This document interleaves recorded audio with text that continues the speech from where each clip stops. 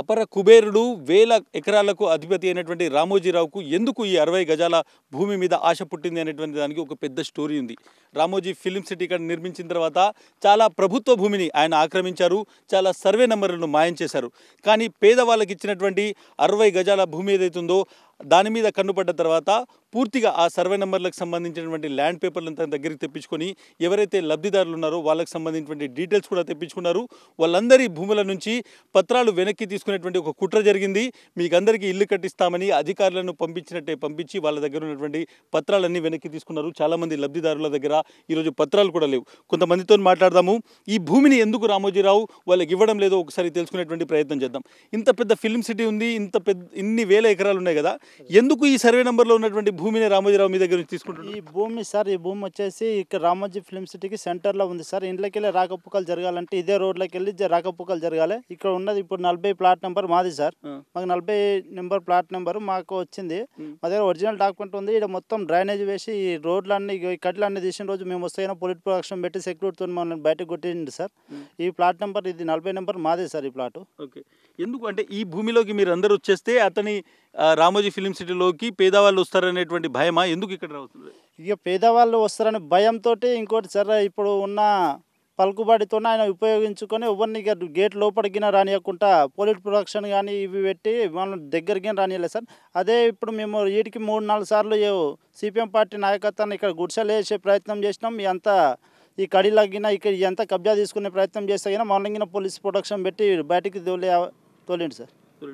ఈ భూమి మీకు కేటాయించిన తర్వాత పేపర్లు ఇచ్చారు కదా, పేపర్లు ఉన్నాయా మీ దగ్గర? చాలా మంది నుంచి పేపర్లు వెనక్కి తీసుకున్నారని చెప్తున్నారు. అప్పుడున్న ఎంఆర్ఓ తోటి ఊర్లో ఉన్న ఆర్డీఓ కానీ వీళ్ళు కానీ విలేజ్ సెక్రటరీతో ఆ పేపర్లన్నీ మళ్ళీ రివార్డ్ తీసుకురు సార్. చాలా మంది దగ్గర 100లో ఒక 60% రివార్డ్ తీసుకురు, 40% ఉన్నాయి సార్ ఒరిజినల్ డాక్యుమెంట్. ఏమన్నా ఎందుకు రిటర్న్ తీసుకున్నారు? అంటే మీకు ఇల్లు కట్టిస్తా అని చెప్పేసి మభ్య పెట్టేసి ఆ డాక్యుమెంట్ మొత్తం రివర్స్ తీసుకురు సార్ ఆ రోజు.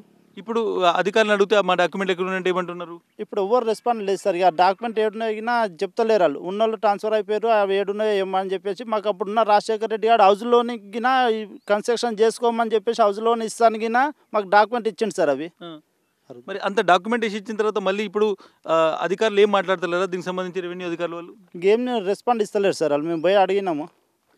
మీరు చెప్పండి, మీకు కూడా ఇక్కడ ప్లాట్ ఉందా?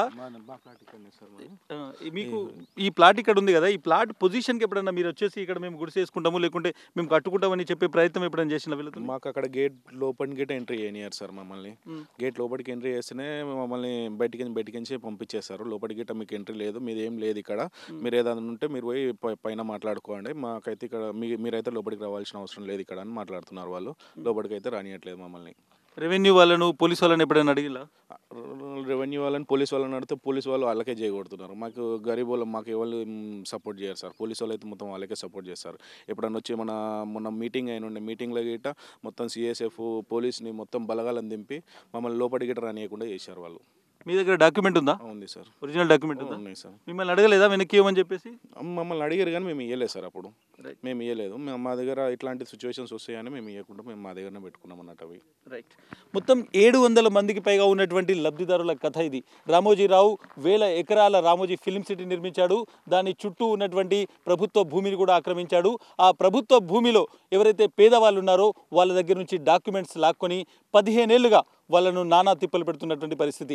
తమకిచ్చినటువంటి 60 గజాల భూమిలో ఇల్లు కట్టుకొని ఒక నీడను ఏర్పాటు చేసుకుందామనేటువంటి ఆలోచనలో ఉన్న వాళ్ళందరినీ కూడా ఇక్కడ నుంచి దూరం చేసేటువంటి ప్రయత్నం చేస్తున్నారు. చాలామంది ఇక్కడ లబ్ధిదారులు ఉన్నారు, అందరితో మాట్లాడదాము. రామోజీరావు ఏ విధంగా ప్రభుత్వ భూములను ప్రభుత్వ రోడ్లను ఆక్రమించాడు కూడా డీటెయిల్గా చర్చిద్దాం. చాలా సంవత్సరాల నుంచి కొనసాగుతున్నటువంటి ఒక ఆందోళన ఇది. ఈ ఆందోళన వెనుక చాలామంది పేదలకు సంబంధించినటువంటి ఒక సంఘర్షణ ఉంది. కానీ చాలామందికి నీతులు చెప్పేటువంటి రామోజీరావుకు మాత్రం ఇది ఎక్కడా కూడా తప్పు కనిపించట్లేదు. ఇలా ప్రభుత్వ భూమిని ఆక్రమించి పేదలను పీడించడం అనేటువంటిది రామోజీరావుకు 15 ఏళ్లుగా పరపాటిగా మారిపోయింది.